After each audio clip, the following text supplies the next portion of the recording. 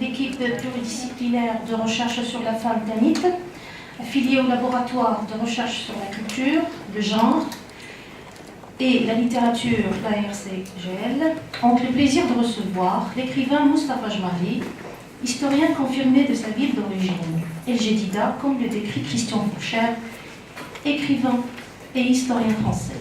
Moustapha Jmahri a su avec brio exprimer son attachement inconditionnel à sa ville, à la création depuis 1993 de la série Les Cahiers d'El Jedida, dont il est l'auteur-éditeur. À travers une série de publications, 17 livres en français, Moustapha Jmahri tente de concilier récits de vie et mémoire collective d'El Jedida et, de facto, reconstituer son passé contemporain dans sa dimension plurielle et cosmopolite, en donnant la parole aux différentes composantes de la société jdidi.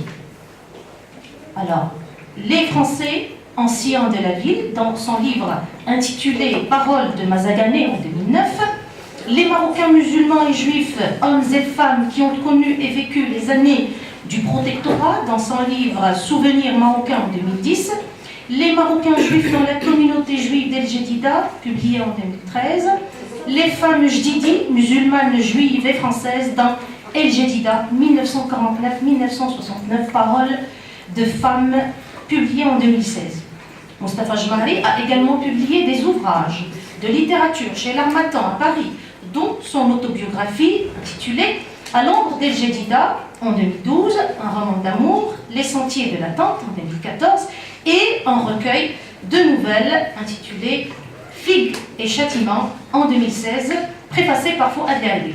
Monsieur Jmahri, je vous donne la parole pour de plus amples précisions. Merci.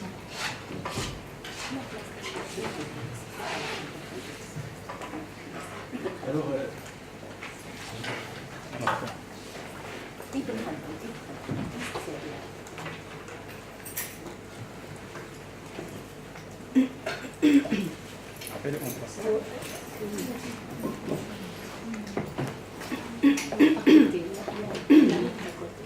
شوف هذاك اكوتي شوف هذاك اللي اكوتي نور الدين شوف هذاك اللي اكوتي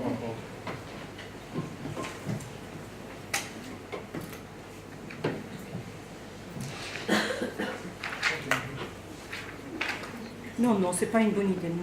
Ça,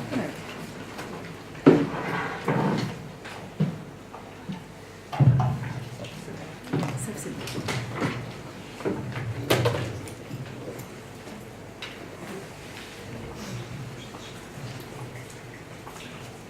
merci. Alors, tout d'abord, je voudrais remercier Monsieur le doyen de la faculté de lettres, qui nous a reçus, qui m'a invité, ainsi que Madame la professeure Zohra Lewi et toute l'équipe du groupe Tanit. Je vous remercie également pour votre présence. Je vous remercie aussi pour cette occasion qui m'est offerte pour partager avec vous une petite expérience d'écriture sur la vie et d'écriture sur la femme jdidi, mais la femme marocaine tout court. Alors je suis, comme a dit tout à l'heure la professeure, je suis auteur-éditeur des Cahiers d'El Jedida, qui sont une série de publications centrées sur le passé de la ville d'El Jedida, le passé cosmopolite de la ville d'El Jedida. C'est un projet qui a été lancé de ma propre initiative en 1993, et je vais vous raconter comment l'idée est venue. Donc l'année prochaine, il va faire 25 ans, un quart de siècle. Au départ, j'écrivais des nouvelles en langue arabe. Je n'ai jamais pensé changer d'itinéraire et écrire en français sur la vie. Et j'avais publié 4 recueils de nouvelles chez l'éditeur marocain et un éditeur arabe, qui est l'Union des écrivains arabes à Damas, à l'époque des années 80. Et puis l'idée est venue de faire les Cahiers d'El Jedida. Pourquoi? Parce que je me suis dit que continuer à écrire des nouvelles en arabe et publier des recueils de nouvelles en arabe, j'ai vu que la valeur ajoutée, c'était, si vous voulez, c'est des questionnements que je me suis posé à moi-même, c'est-à-dire continuer, pourquoi? Quelle est la valeur ajoutée? Est-ce que je peux être utile à la société, à ma ville, ou bien ça va être un plus, un recueil de plus, et j'aurais pu continuer de cette façon, et chaque année publier des nouvelles, mais je me suis dit comment être utile à la société, à la ville. Et cela a coïncidé aussi avec d'autres éléments que je vais vous raconter. Alors, 4 idées essentielles: participer à l'effort de la recherche scientifique, contribuer à promouvoir le volet culturel local, aider à l'accumulation d'un savoir sur l'histoire de la ville. À l'époque, la faculté des lettres de Jedida a été créée en 1985. Les élèves du département d'histoire commençaient à faire des recherches 2 années après ou 3 années après, et ils ne trouvaient aucun livre, aucun écrit sur la ville. C'était un vide total. Sinon, il y avait des écrits qui ont été produits par les Français, mais qui étaient introuvables dans le commerce. Ou bien il fallait aller à Rabat, à la Bibliothèque nationale, pour les lire sur place. Et donc, au niveau local, les étudiants de la faculté des lettres, au début, dans la fin des années 80, trouvaient beaucoup de difficultés à trouver même un petit article sur le passé des Jedida, pour effectivement satisfaire et écrire leur mémoire de licence. Les précurseurs de l'histoire locale, écrire l'histoire locale, ce n'est pas quelque chose de nouveau. Ça date depuis la fin du 19e siècle, début du 20e siècle. Il y a même 3 historiens, 3 écrivains connus et reconnus, parmi lesquels Mohamed Menouni, Mokhtar Soussi, Jeremy Ayèche, qui se sont intéressés à l'histoire des villes. Mokhtar Soussi, dans Al-Mahsoul, il a beaucoup énormément écrit sur le Souss. Et puis l'idée est venue d'un Maknessi, qui est Mohamed Menouni. Il était à Jedida en 1981. Il a donné une conférence au théâtre municipal de la ville. Et dans cette conférence-là, il a dit au Jdidi, au Doukali, eh bien, allez-y, qu'est-ce que vous attendez pour écrire l'histoire de votre ville? Mais il a suggéré et proposé de créer d'abord une bibliothèque pour rassembler tous les écrits sur la ville, pour pouvoir faciliter aux chercheurs. Et l'idée m'a plu. Je me suis dit, à l'époque, moi, j'étais sorti de l'Institut de journalisme de Rabat, et je me suis dit que peut-être je pourrais être utile dans ce sens-là. Et j'ai commencé avec l'Alliance franco-marocaine des Jedida d'organiser des tables rondes orales. Je rassemblais quelques anciens de la ville, de toutes les confessions, pour rencontrer les jeunes, et comme ça je dirigeais le débat pour qu'ils parlent un petit peu de ce qu'ils ont vécu au temps des protectorats. Après, j'ai eu, si vous voulez, une rencontre fructueuse avec Abdelkbir Khatibi, qui est également de la ville de Jedida. Et il a animé, Abdelkbir Khatibi, il a animé un atelier d'écriture sur l'écriture et la région. Et c'était la première fois, en 1991, que j'entendais quelqu'un qui parlait de la relation entre l'écriture et la région. Et Abdelkbir Khatibi, il m'a proposé de préparer une bibliographie littéraire sur ce qui a été écrit sur El Jedida et la région.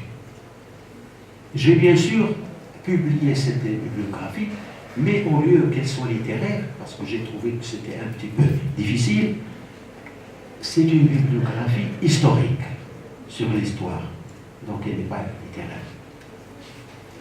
La deuxième rencontre fructueuse, c'est avec l'historien français qui a toujours vécu au Maroc et qui est enterré au Maroc, c'est Guy Martigny.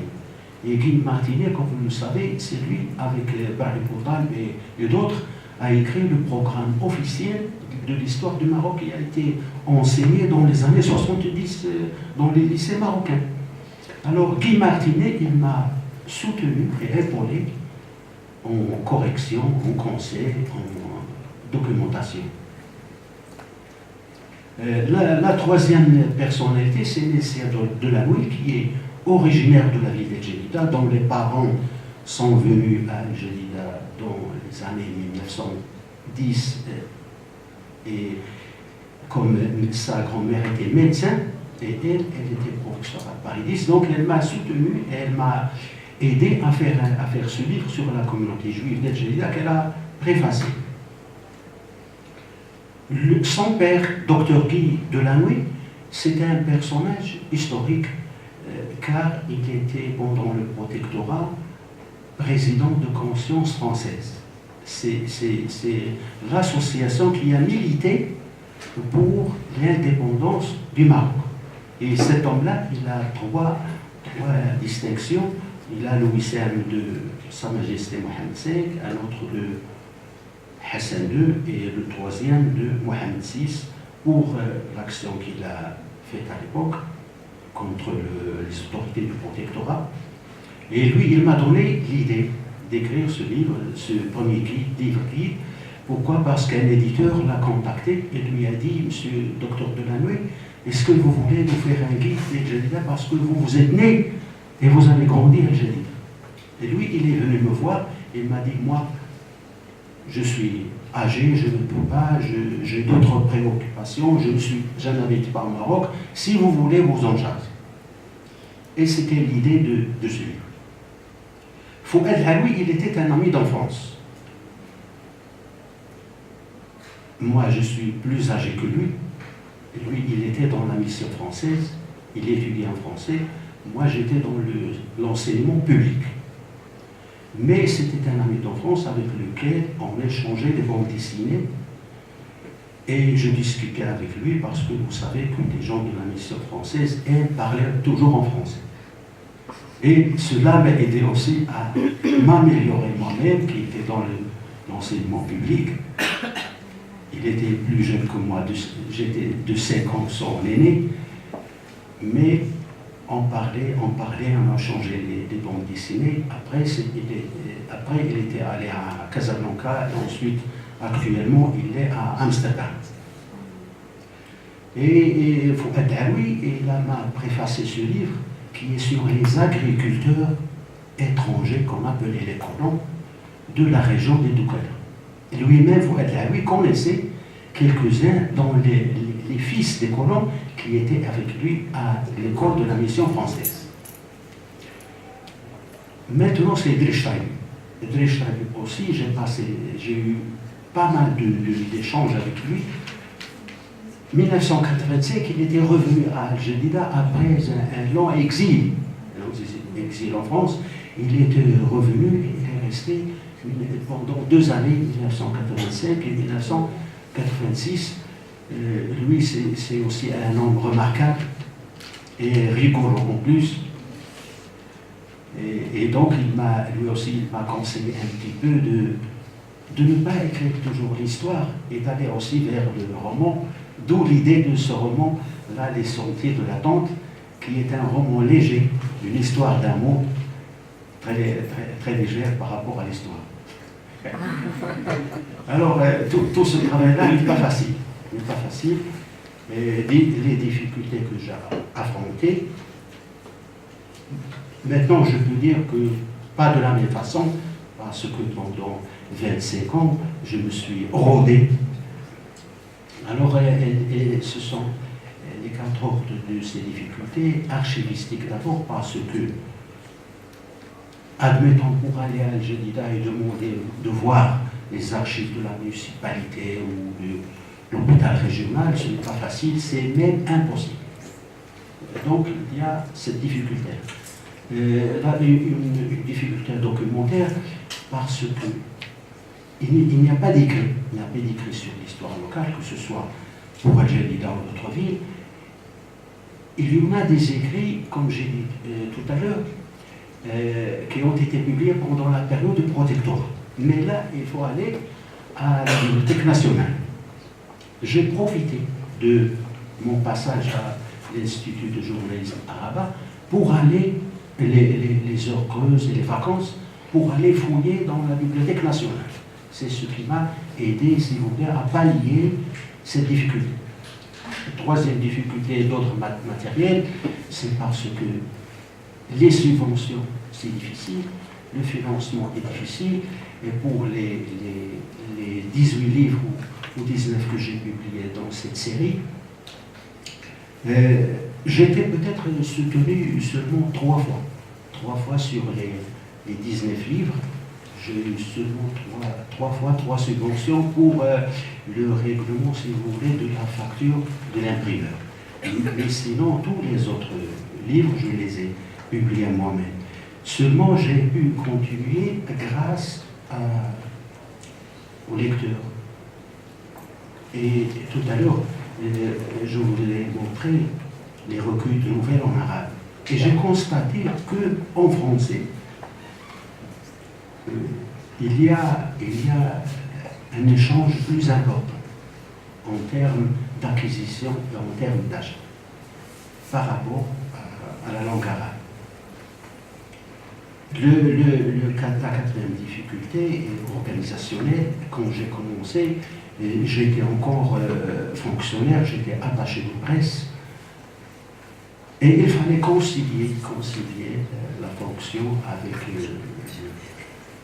la recherche. Il y a eu une autre difficulté que je n'ai pas mis ici, ça aurait été la 5e, c'est qu'en passant de l'arabe, pendant plusieurs années j'ai été en arabe, et en passant au français, j'ai dû aussi me mettre à niveau, me recycler, faire un effort continu. D'autant plus que la documentation disponible et accessible, elle était en langue française. Donc je ne pouvais pas perdre encore du temps en faisant la traduction de ces textes. Ensuite, écrire cette série en langue française me permet aussi d'échanger avec les anciens de la ville et les anciens du Maroc qui sont des Français ou des Marocains de confession juive avec lesquels j'ai énormément de contacts. Et on arrive là à ce livre qui nous intéresse.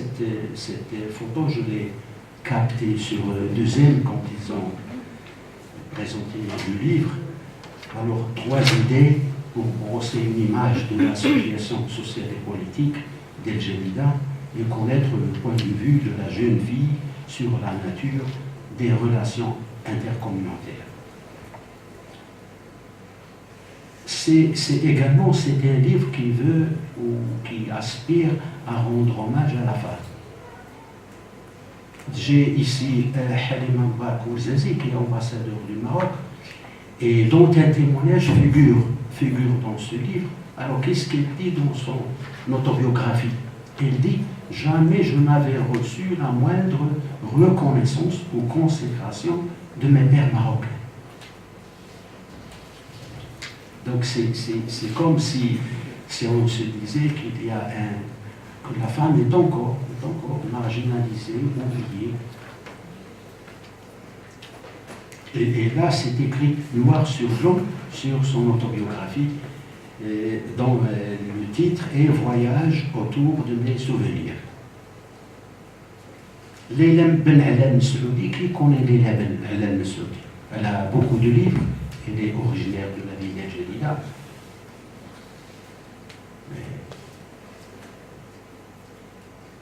Elle a également un témoignage, et je crois que son témoignage qui figure dans ce livre, il est des plus importants, sinon c'est un témoignage qui est très significatif et plein d'enseignements, avec aussi beaucoup de... Elle signale un petit peu quelques contradictions entre la culture marocaine traditionnelle et la culture occidentale. Parce parce qu'elle parle dans son témoignage quand elle était à l'école. Et sa grand-mère, elle lui disait pendant les vacances, où est-ce que tu vas aller? Elle lui dit, je vais aller à la plage. Elle dit, comment ça, comment les gens font à la plage? Elle dit, ben, on va dans la mer, on entre dans l'eau. Elle lui dit, mais comment? Vous êtes habillés? Elle lui dit, mais non, on n'est pas habillés. Et puis l'autre anecdote aussi, c'est qu'elle habitait en face d'un hôtel.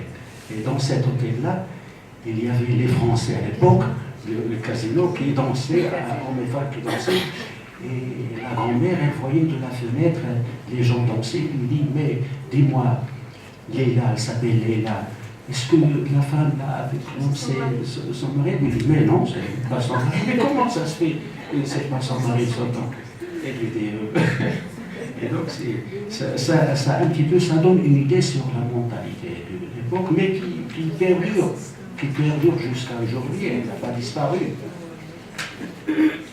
Alors il y a aussi des noms qui ne sont pas intégrés dans le livre parce que, hélas, elles ont disparu, mais personne ne les connaît. Tout à l'heure, là, Khadija Sordo, c'était la première femme spécialiste de physique nucléaire. Elle était professeure à la faculté des sciences de Rabat. Elle est décédée. Et inconnue jusqu'à maintenant. Une inconnue aussi, une militante au temps du protectorat, Radia El-Sefer, dont une rue porte le nom encore. Et l'échantillon de 24 femmes,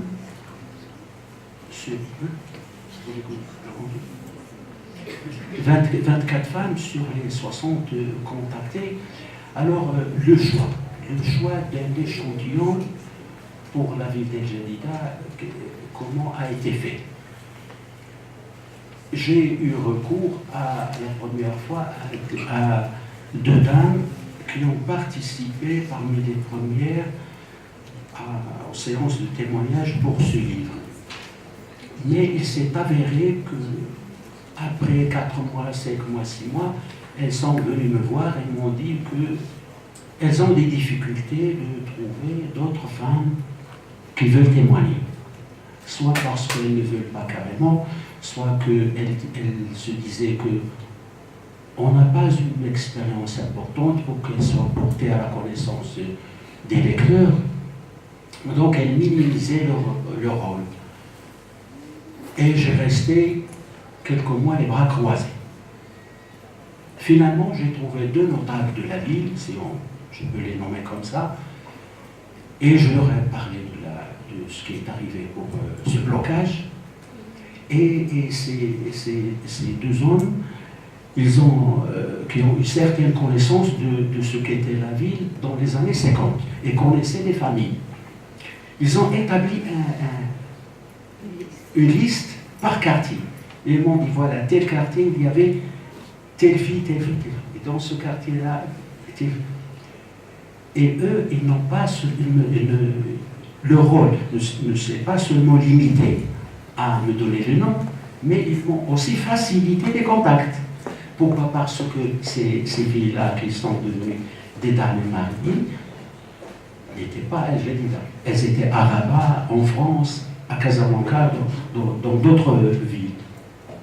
Et eux, ils m'ont facilité les liens et les échanges avec ces dames. Et c'est comme s'ils leur disaient aussi que ce monsieur, il fait du travail sérieux et il faut le croire et il faut répondre. Et aussi, Fatima Mernissi a suivi. Fatima Mernissi, je suis entré en dialogue avec elle quand il y avait le livre préfacé par Fouad Laoui sur une vie de colon à Mazaban sur les agriculteurs étrangers. C'est à partir de là, c'est vers l'année 2009 qu'on a commencé à échanger. Et pour ce livre-là, elle m'a conseillé pour l'échantillon et elle allait le préfacer. Seulement, elle est décédée en novembre. C'était au mois de novembre, avant l'apparition du livre. Et c'était Nusra Srali, qui est également de la ville de Jedida, qui a pris la relève. Et là, vous avez un petit peu les photos des femmes qui ont témoigné.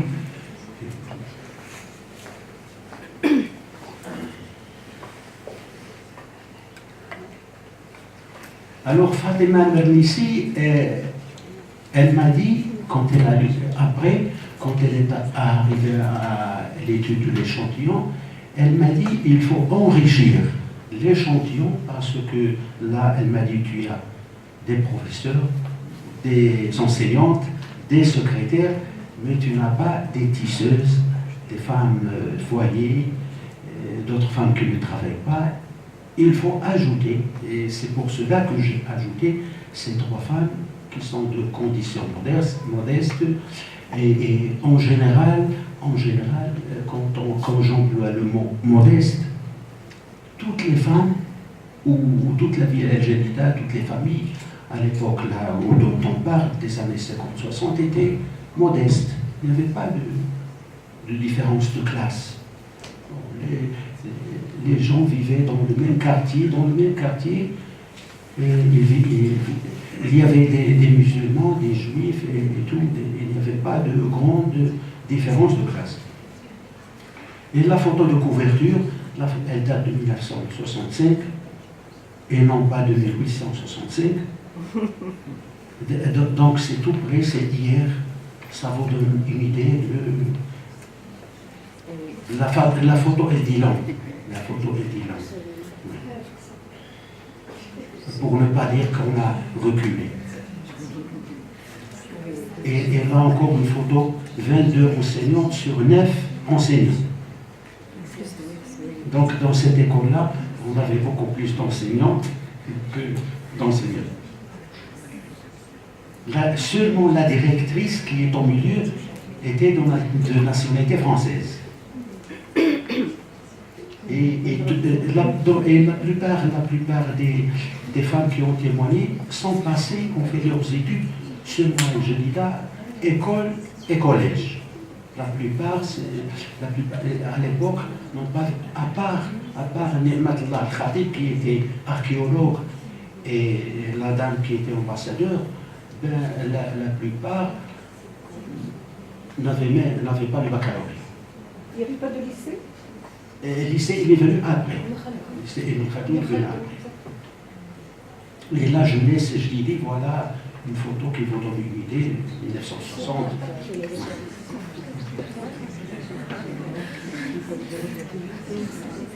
Ni'matullah Khatib, elle est là en 1960 avec l'artiste peintre André Besse, qui est un juif shrifi. Et elle commençait à travailler au ministère de la Culture. Et Tourier Serrej, qui se trouve là dans le livre, c'est une dame qui a fait le journalisme à Paris. Et elle a occupé d'importantes fonctions, au ministère de l'Information, au ministère du Commerce. Et ici, elle est à gauche, jeune journaliste, 1969. Elle recevait au Keltoum qui venait en visite. Alors j'ai mis là en médaillon le livre de Khalid Jami, présumé coupable. Quelle est la relation entre Tourier Serrej et Khalid Jami? C'est que dans ce livre-là, quand je l'ai lu, de Khalid Jami, j'ai trouvé dans une page où il rendait hommage et remercier Tourier Serrej. À l'époque, moi, je ne connaissais pas Tourier Serrej. Il l'a remercié parce qu'il était emprisonné, il était dans la prison, et tous ses amis, à cette époque-là, des années 70, se sont évaporés. Et Tourier Serrej est resté en contact, resté fidèle, et allait même apporter un peu de soutien, de nourriture à sa famille. Et c'est comme ça que moi j'ai commencé à dire, mais je lui ai dit une fois, Tourier Serrej, c'était qui? Il m'a dit, allez, je dis, il y a comme toi. Et c'est comme ça, je lui ai dit, où est-ce que je peux la trouver? Et il m'a montré, c'était comme ça que j'ai connu Tourier Serrej, qui est retraitée, elle vit à Rabat, mais retraitée entre guillemets parce qu'elle préside une association de musique. Elle fait du piano pour les petits. Elle est avec nous. Elle est Avec, avec Madame Sfiani. et là, toutes les femmes là ont parlé de cette corvée d'eau. Dans leur témoignage, il n'y avait pas le raccordement de la Radema. Donc il fallait chercher l'eau. Ici, c'est un quartier. Et les majorettes, les années 1970. Qu'elle sorte maintenant. Et ça, à El Jadida, chaque fois qu'il y avait une fête nationale, on avait les majorettes de cette façon-là. Et la dame au milieu qui dirige cette équipe, qui s'appelle Colette Moret, c'est une Française, mais elle n'a jamais quitté El Jadida, où elle habite toujours, elle parle en arabe. Et c'est la seule Française dont le témoignage figure dans ce livre. Alors, quelles sont les distractions des filles à l'époque?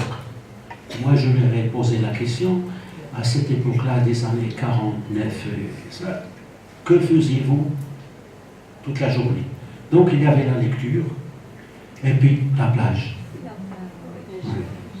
Et derrière, c'était l'hôtel Maraba, qui maintenant, il est abandonné et délabré, malheureusement. Oui.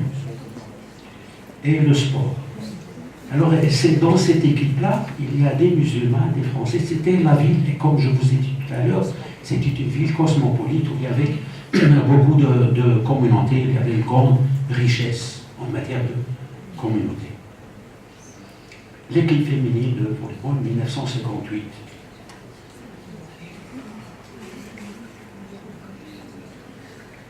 Il y avait de l'ambiance à l'époque.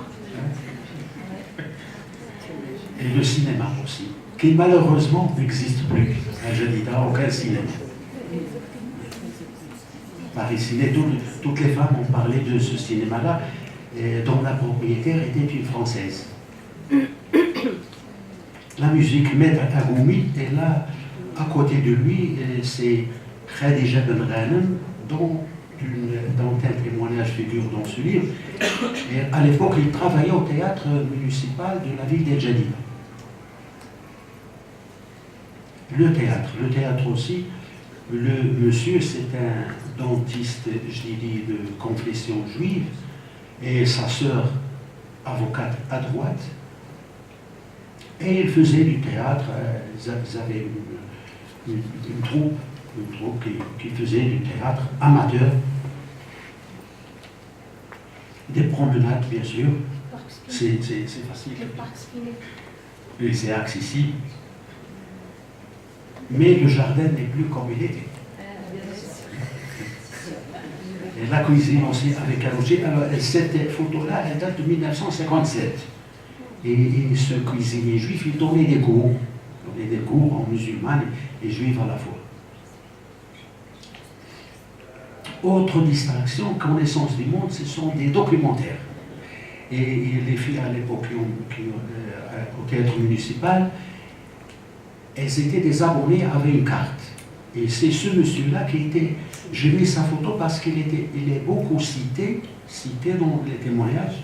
Dans les témoignages, tout le monde a dit que c'est grâce à cet homme-là, qui était libéral et progressiste, grâce à cet homme-là, ils ont eu accès à cette série de documentaires, Connaissance du monde, chaque semaine. On leur présentait un documentaire sur un pays ou sur un voyage ou sur une excursion. Maintenant, quelles sont les idées principales? Quand on lit le livre, quelles sont les idées principales qu'on peut dégager de cette lecture? La première idée, c'est que malgré que c'était le protectorat, eh bien, les interviewés ont quand même un regard bienveillant vis-à-vis de la France.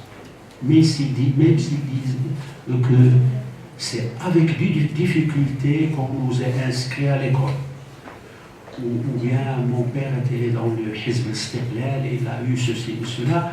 Malgré cela, grosso modo, le regard est bienveillant envers la France, un pays de culture, et grâce à ce pays-là, elles ont eu accès à beaucoup de savoir et de culture et de liberté aussi. Alors, deuxième idée, la vie sociale à l'époque, elle était restée paisible parce que c'était une petite ville à dimension humaine, les gens se connaissaient, toutes les communautés vivaient ensemble dans la symbiose, il n'y avait pas à l'époque du protectorat une confrontation directe, ça n'existait pas. Troisième idée, à l'indépendance, la ville d'El Jadida était une ville engagée dans la voie du modernisme. Ici, c'est un groupe de jeunes enseignants qui avaient 18 ans, 19 ans. Actuellement, les témoins disent que la ville affronte de nouveaux défis. Et là, vous avez une idée, parce que j'arrive presque à la fin de cette intervention, et je vous présente quelques couvertures de mes livres que j'avais publiés dans la série Les Cahiers d'El Jadida, de la suite, et les livres parus chez l'Harmattan. Alors, quand il s'agit de littérature, généralement, je préfère les envoyer à l'Harmattan, et si c'est des livres qui concernent la vie d'El Jadida, je préfère les maîtriser moi-même, parce que là, pour l'Harmattan, il faudrait... on n'a plus les droits d'auteur. Et là, ce sont des ouvrages qui ont été traduits. Celui de Les agriculteurs étrangers, les colons, il a été traduit en arabe et publié dans la série Manchourat Zaman, et l'autre sur la communauté juive d'El Jadida qui a été traduit par un étudiant pour l'obtention du master à l'école FED de traduction.